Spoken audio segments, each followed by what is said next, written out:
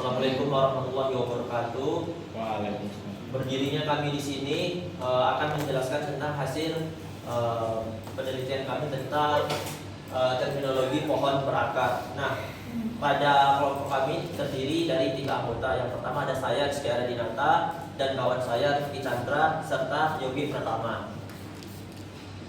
Nah, sebelum memasuki lebih lanjut tentang terminologi pohon berakar, mari kita ketahui dulu apa itu pohon berakar. Nah, pohon berakar ini atau rooted tree dalam matematika diskusi itu dia ini sebuah struktur data yang terdiri dari simpul-simpul yang dihubungkan oleh sisi dengan satu simpul khusus yang disebut akar atau nah, pohon berakar ini memiliki arah pada setiap sisinya, menjadikannya graf berarah. Nah, di sini ada beberapa jenis terminologi dalam pohon berakar. Yang pertama itu ada akar itu sendiri atau root. Nah, akar ini merupakan simpul paling atas atau awal mulanya simpul itu ada dalam sebuah pohon berakar. Simpul ini menjadi titik awal dari seluruh struktur dan tidak memiliki induk lain. Nah, seperti pada gambar di atas, dapat disimpulkan dari beberapa abjad A, B, C. Nah, yang merupakan akar itu ialah simpul A karena dia tidak memiliki induk di atasnya. Yang kedua ada yang namanya node atau simpul. Simpul atau node ini merupakan elemen dasar penyusun pohon yang menyimpan informasi dan dapat memiliki hubungan dengan simpul lain. Seperti contoh pada gambar itu ada abjad A, B, dan C. Nah, dalam gambar di samping dapat disimpulkan itu yang merupakan simpul itu merupakan abjad A, B, dan C. Semuanya itu merupakan simpul. Nah, untuk jenis selanjutnya itu ada yang namanya anak dan orang tua atau parents dan child. Orang tua ini merupakan simpul yang memiliki satu atau lebih anak di bawahnya. Nah, setiap simpul kecuali akar pasti memiliki satu parents atau satu orang tua. Seperti gambar di samping, simpul B atau abjad B itu merupakan orang tua dari simpul D dan E. Nah, selanjutnya ada yang namanya child atau anak.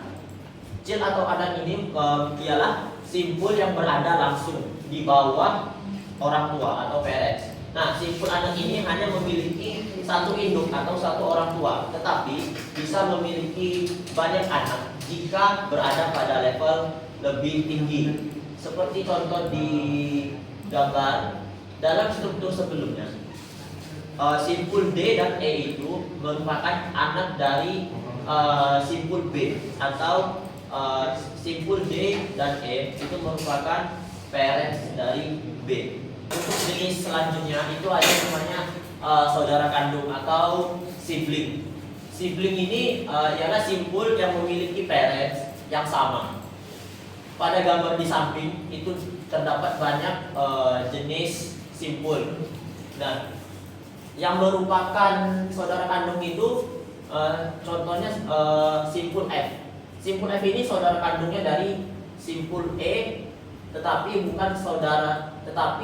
G bukan saudara kandung E karena mereka memiliki orang tua yang berbeda. Bisa dilihat seperti gambar di samping itu, simpul E dan F merupakan saudara kandung karena memiliki simpul B sebagai orang tua.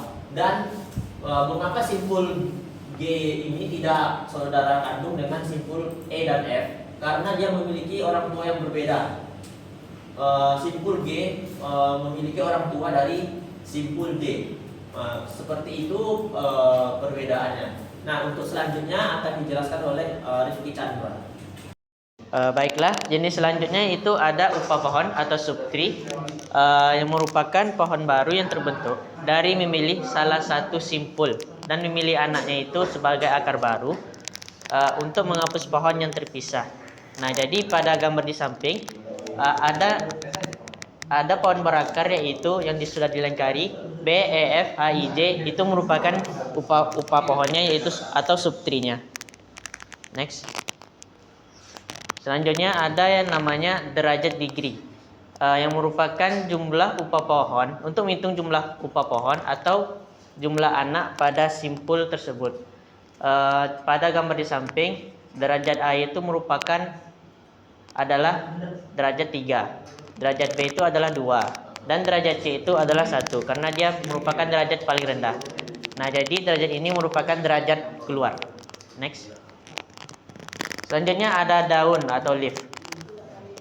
Ini merupakan simpul yang berderajat 0 atau yang tidak mempunyai anak. Pada gambar di samping, simpul C, D, dan E merupakan daun karena dia itu tidak memiliki anak. Next. Selanjutnya ada aras atau level atau tingkat. Itu merupakan level dari sebuah simpul yang dihitung dari akarnya. Seperti di gambar di samping ada A, D, G, K, M. Yang A itu merupakan level 0, D itu 1, G itu 2, K itu 3, M itu 4. Next.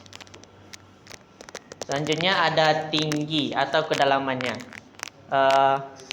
Itu merupakan aras maksimum dari suatu pohon itu disebut tinggi atau kedalaman pohon tersebut.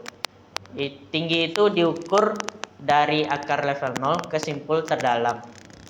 Nah, jadi pada gambar di samping itu ada bagaimana kita cara menghitungnya. Yang pertama itu ada A, D, G, K, M. Itu merupakan mempunyai ada 5 sisi. Jadi itu merupakan tinggi pohonnya adalah 5. Oke, kita akan masuk ke bagian aplikasi pohon berakar dalam komputasi. Oke, yang bagian pertama adalah sistem berkas file. Pohon berakar digunakan untuk mempresentasikan struktur direktori dalam sistem operasi komputer. Direktori utama atau root direktori menjadi akar, sedangkan subdirektori dan file menjadi anak-anaknya. Contohnya pada sistem Linux, direktori adalah root yang bercabang ke folder seperti home, etc, dan lain-lainnya. Oke, yang bagian kedua adalah pohon ekspresi. Dalam komputasi, ekspresi aritmatika dan logika sering direpresentasikan dalam bentuk pohon ekspresi. Operator seperti tambah, strip, bintang, dan garis miring menjadi simpul induk, sedangkan operan menjadi simpul anak. Oke, yang bagian ketiga adalah parsing bahasa pemrograman. Dalam proses komplikasi program, kode sumber diubah menjadi sintaks tree yang menunjukkan struktur sintaksis program. Setiap simpul mempresentasikan elemen seperti pernyataan, ekspresi, atau deklarasi yang mempermudah analisis sintaks dan pembuatan kode mesin. Next. Dan yang terakhir adalah game tree dan kecerdasan buatan atau AI. Dalam pengembangan AI untuk permainan seperti catur atau tic-tac-toe, digunakan game tree untuk mempresentasikan seluruh kemungkinan langkah dari setiap posisi. AI mengevaluasi simpul-simpul pohon tersebut untuk memilih strategi terbaik. Sekarang kita ke contoh soal.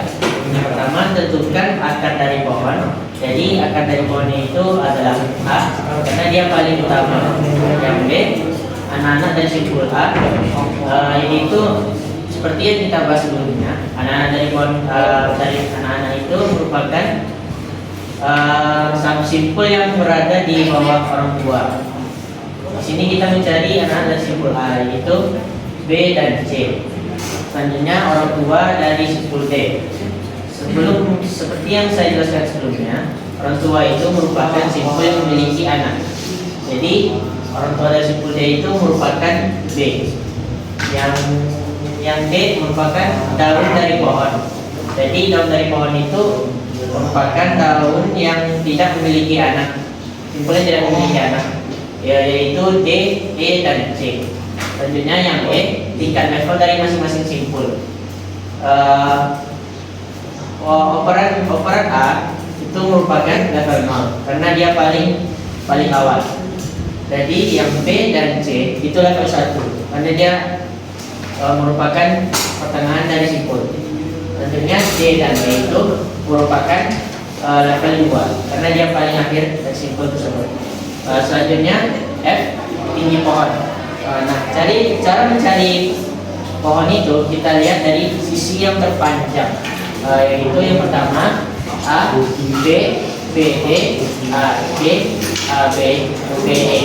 Jadi yang terpanjang itu adalah ABBD, ABBE, yaitu 2. Jadi tinggi pohon itu adalah 2. Nah, itu saja yang dapat kami sampaikan dari penjelasan kelompok kami. Apabila ada kesalahan mohon dimaafkan. Wabillahi taufiq wal hidayah. Wassalamualaikum warahmatullahi wabarakatuh.